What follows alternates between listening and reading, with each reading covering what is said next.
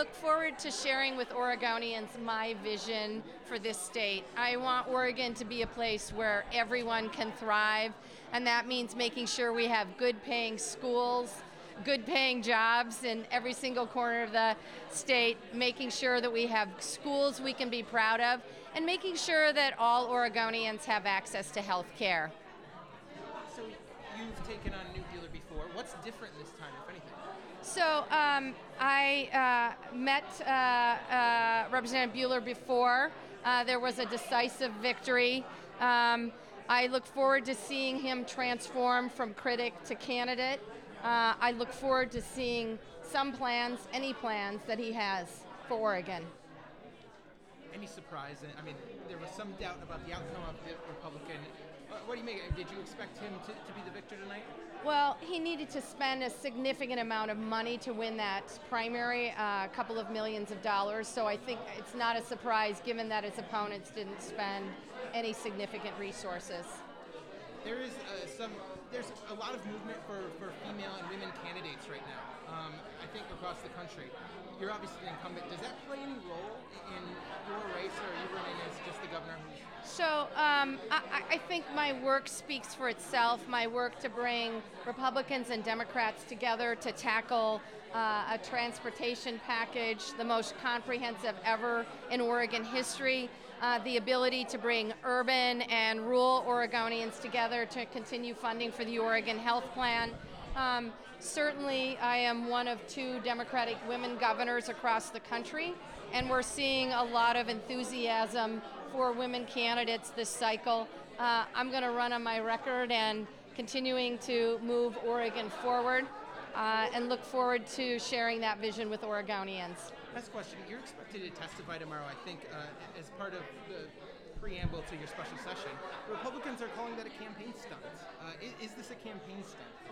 It's very simple. This is about tax fairness for our small businesses, the smallest of our small, our moms and pops.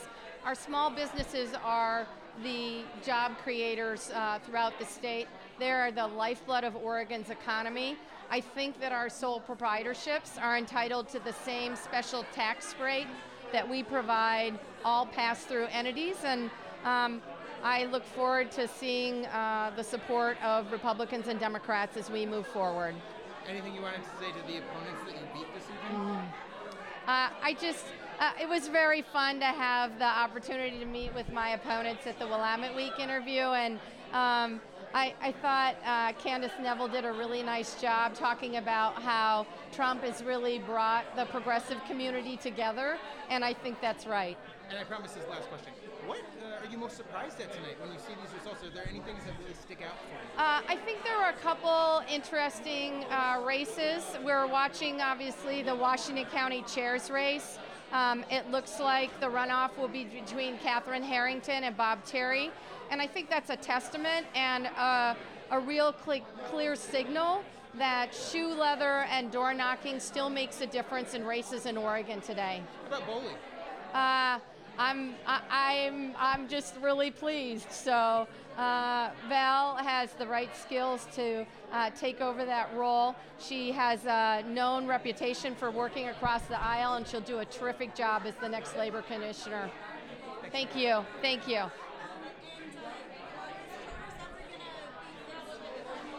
So that's actually a really great question. I have a 3-point plan for tackling PERS.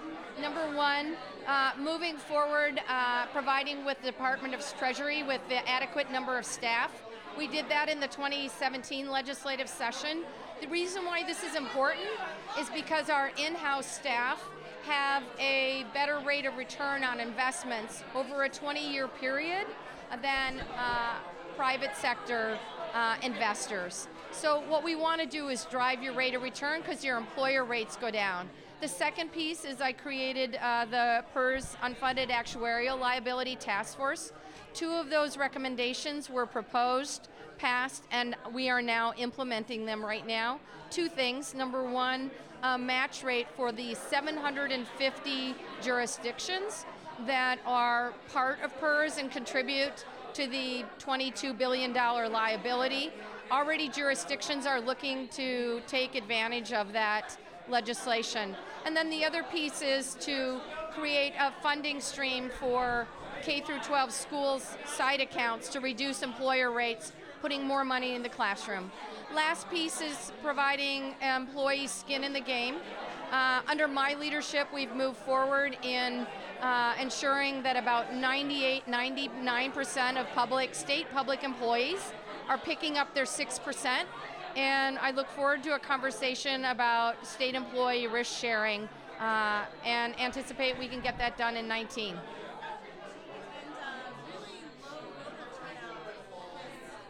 So here's what we have to remember.